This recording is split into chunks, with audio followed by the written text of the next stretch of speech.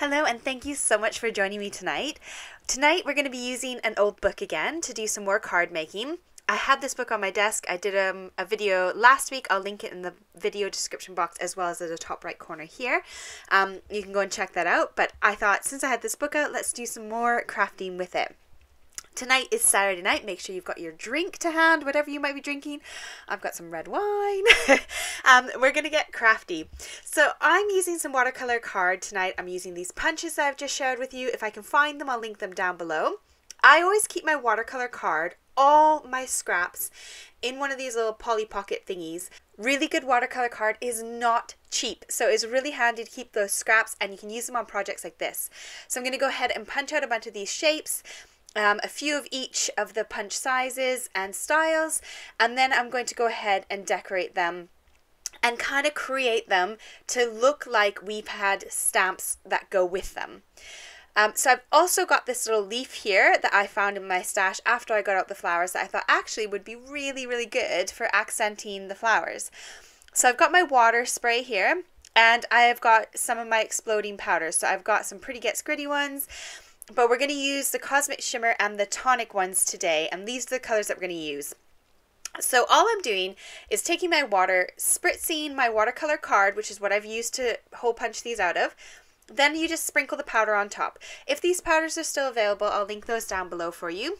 And all you have to do is you can either sprinkle them dry and then wet them, or wet your paper and sprinkle them, and you can spray them again, add as much or as little as you like, and they're all shimmery. So they all have some kind of shimmery powder to them, and a lot of them have sort of multiple colors, so you can get a really gorgeous sort of two-tone, three-tone look to all these kind of things. All these powders, I should say, sorry. So all I'm doing is spraying them down. Found another punch because actually I want another size. I want a really small one. This is the lemon color, and this one is actually Brusho color, so it's one of the yellows from the Brusho set that I got ages ago. I went ahead and waited for those to dry and then sprayed them all with hairspray. If you don't spray them, they tend to kind of rub off a bit. Some of that pearlescent shine starts to rub off, so I always spray them in a really good coating of really cheap hairspray outside, because you'll fumigate yourself inside if you've got a small office. I've got some Arteza pens. I don't actually use the fine liner pen. I do use the ballpoint pen, and I use this black permanent marker pen. I will link these down below. I use my pens, my ballpoint pens and my permanent marker pens all the time. Daily life and crafting. They are so good. I started out with the fine liner pen, but it's just not as crisp and as black, so I just moved over to a ballpoint pen. Again, I'll link them down below, but use what's in your stash. If you've got a good black pen, just crack on with that. All I did was I lined the outside of my flower, and I kind of traced around that edge. So I have the piece of paper there underneath just to catch any marks that might go over the side, but I'm giving the appearance that I stamped this flower. So here you can see I've outlined all of them. And it does work for the most part. It kind of looks a little bit squiggly where my line tracing didn't go so well, but then it looks homemade, doesn't it? So I'm just doodling. This is all I'm doing. I'm going along all the flowers and I'm going to doodle. And each flower shape, I'm going to do the same doodle. It's starting to sound like a weird word to me. So I've just doodled on these flowers and the leaves and the tiny ones and just had fun. And now it can kind of look like you've got sort of a stamp that came with that punch. So it's a nice cheap way to make your supplies stretch a little bit further. Here's the old book that I used in my last video. We just need one page of an old book. You could use a map. You could use anything you like that's kind of got printing on it. Just be careful what the words say. Double check those words. Make sure it's not an inappropriate book that you're using. And then crack on if you like. These dies are from Craft Stash. They are my favorite sort of dies. They're the nestable range, and these are the banners.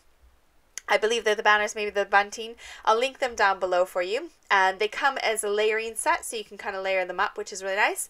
Originally, I started out with a standard card base with a top fold, but then I decided actually I wanted a really nice big card because I had a lot of flowers. So I went for a whole entire A4 sheet, folded it in half to make an A5 card. I've cut one layer out of black and one layer out of my book pages, and I'm just gluing them together with some liquid glue. Now I've got my Nuvo drops. This is where it takes a bit longer when you're doing it. If you want to add this element, you could by all means use some gems or stickers, whatever you got in your stash. I love the Nuvo drops, and I use two different kinds, this sort of clear one, and then I've got these kind of glitter ones as well that are kind of more chunky glitter. And then I've also got my glossy accents, which I also use, which didn't go so well because it absorbed the ink from my pen, but I did now stop here and leave it overnight. So this is the following day, and there's my new my glossy accents that absorbed the color, so it kind of got rid of my nice doodle in the middle, but never mind. The Nuvo drops just kind of sat on top, which looks really gorgeous. And each one of these has got a bit of shine and a bit of shimmer to it, apart from the leaves. The leaves I didn't do any of that to. Now I went ahead and decided to cut myself a little panel to go on top of my A5 card. So it's just ever so slightly smaller than my A5 card base. And the reason I wanted to do this was because I decided to put some ribbon on across the top to give it appearance that it was hanging like a piece of bunting would hang normally if you put it on a wall or something like that. So I've got my crocodile, which I'm just going to use to punch my holes in. It's just kind of a hole punch on steroids, so don't be scared of it. It's just literally a hole punch. And I'm going to run my ribbon through. And before I do anything further, I want to make sure I stamp my sentiment, because I want the sentiment to be flat on the card. And I'm going to actually raise up my bunting with a bit of foam tape. So I go ahead and stamp it with my Onyx Black ink. And trying to keep my colors the same. I'm trying to use my black as sort of my accent color. This is some really cheap foam tape from Craft Stash. I'll try and remember to link it for you. It's just their cheapest brand, and it's super uber sticky, so it works really well. And I just pop that on the whole entire back side of that bunting, so it kind of pops off the card a bit. Now the cheater's way to do this is just tape that ribbon around the back. So it looks like you've kind of run it around the card, but you're just cheating and wrapping it around the back of it.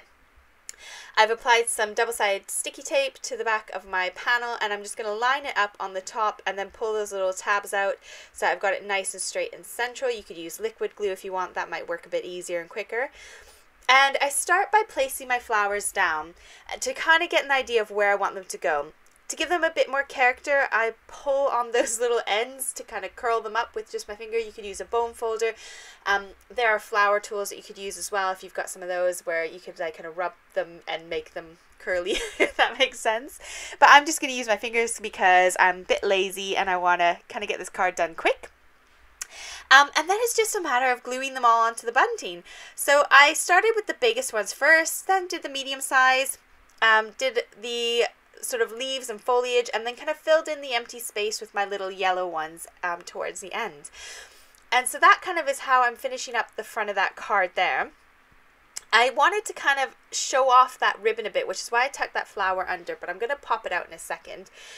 I stamped happy birthday on a piece of my scrap cardstock that was sitting on my desk, and I'm going to add a little bit of thin, very, very thin foam tape. This is lovely and thin, so it doesn't add too much more dimension because it's got a lot from the flowers already and a lot from that bunting being raised up.